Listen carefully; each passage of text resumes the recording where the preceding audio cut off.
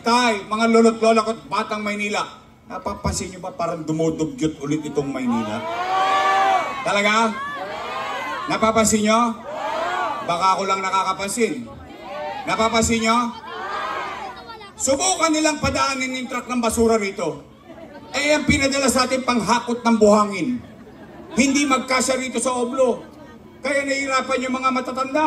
Nilalabas pa yung basura sa labas. Binago-bago pa nila yung sistema. Ang hirap pang itapon yung basura. Ang taas-taas ng truck. Eh, paano pag nabutas?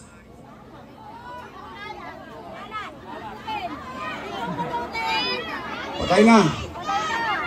Nay, tay, ang una kong gagawin, lilinisin ko ulit ang lungsod ng Maynila.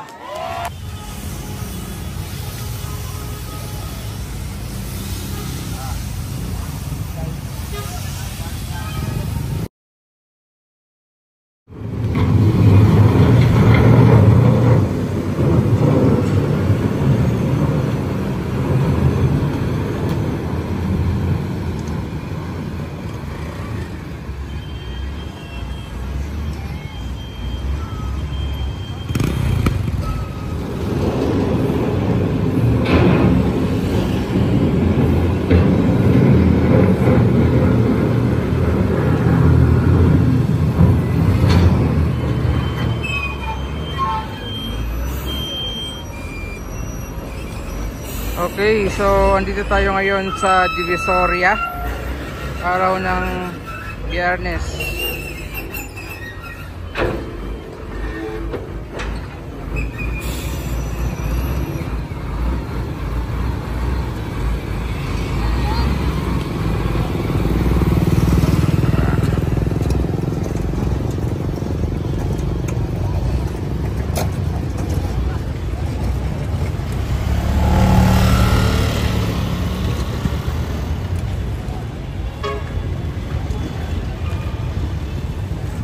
Anong ginawa ko sa Maynila? Nilinis ko Maynila. Saan ka ba naman nakakita? Paglabas pa lang ng opisina ng mayor, may echas na kagad sa tapat ng City Hall.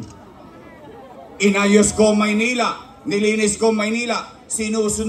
In fact, Nay, yung mga tolongges, pinagkakalawit ko yun hanggang madaling araw. Iniikot ko ang Maynila. Ang nangyari sa Maynila, ipinatutupad na ng DILG.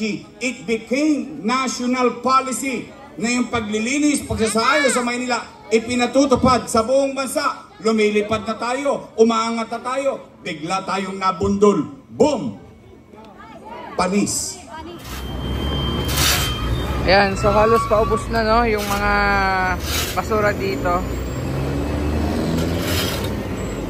So after maklear lahat ng kalat dito sa kahabaan ng Divisoria, no, tsaka naman po papaliguan, power washing yung gagawin dito para tanggal talaga yung mga amoy, no, pati yung mga maliliit na mga kalat at basura na dumikit dito sa pinaka kalsada. Ayan, actually malinis na rin doon. Yung ibang mga kalat doon dinala na rin dito. So dito lahat inipon, hinakot at lalagay dito sa naka-standby po na truck. So again, ito po yung ginagawa everyday dito sa Divisoria, no, every morning or early morning after ng night market. Yan, kung makikita nyo halos paubos na.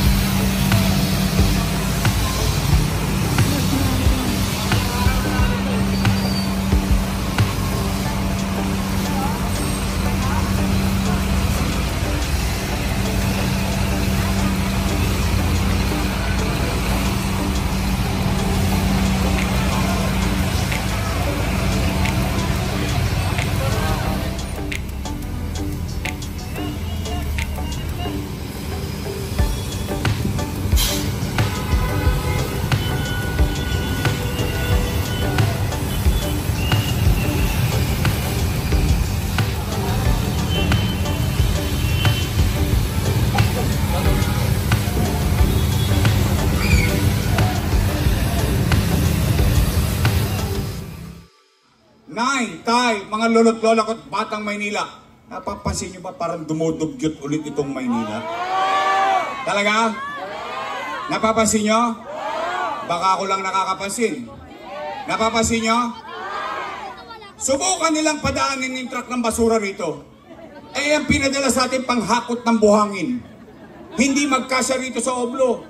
Kaya nahihirapan yung mga matatanda.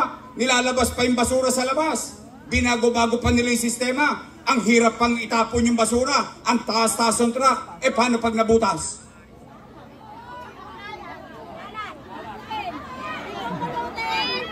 Patay na. Eh, maswerte kayo kung meron kayong banyo. Kami nung araw, Sharon Cuneta kami. O, shoutout sa mga nag-Sharon Cuneta dyan. Balutin mo ako. Mainit-init pa yun.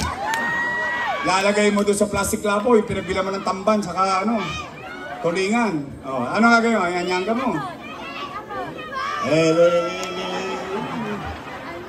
Ay, sa ilog lato. Iyo ba? O sige, nay, tay, ang una kong gagawin, lilinisin ko ulit ang lungsod ng Maynila.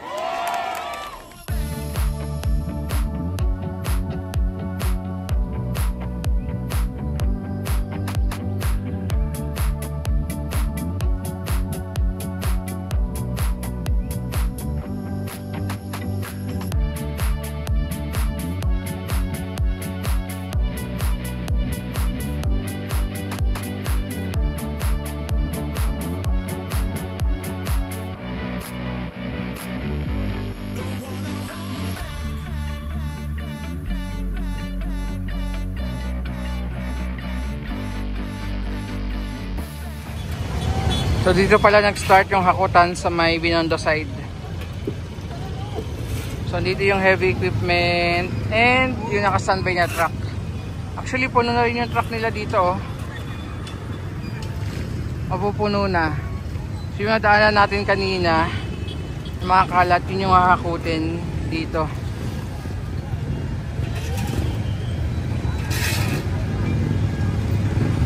So dito malinis na. Ayan o, nahakot na rin dito yung basura. Ayan.